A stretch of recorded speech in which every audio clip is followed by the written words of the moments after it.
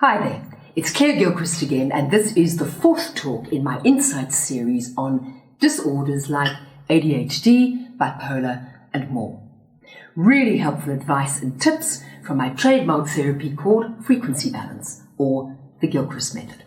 Today I want to look at something very important, which relates not only to bipolar or ADHD, but also to anxiety, depression, and even addiction. And that is, very simply, emotion. Now, when I say that word, I can hear a lot of you going, "Ooh," it's a twinge in my heart center. "Ooh, I don't like feeling emotion. Ooh, it's messy. It clogs up my life. It's painful. It's just so much easier to pretend that it's not here or push it aside, and I can just get on with it." And of course, if I'm bipolar or ADHD, I can build up my speed, I can get into that hyper, everything just feels so much easier. Or does it? Okay, so here's the news. Life causes you to feel emotion. And dealing with it is real power. Make no mistake about that.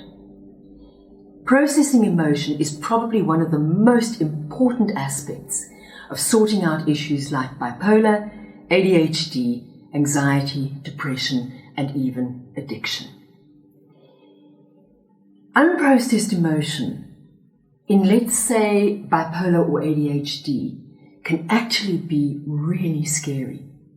With some people, the volume of what's inside of you just wanting to come out can sometimes come out violently, and if it does, it can be the eruption of the century. It's also called rage, and rage can be very destructive. Now, with other people, the built-up stuff inside can also turn into a panic attack, which is also releasing bottled-up emotion, often triggered by stress. And that's just the end game.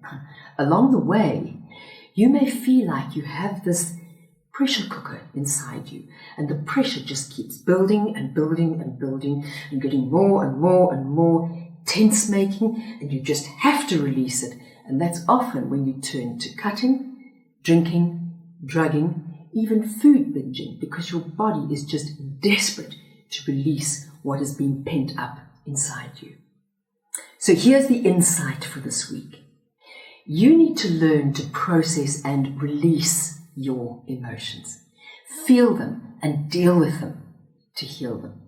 And you know what? It's not nearly as hard as it sounds. I have so many methods to help you feel so much better.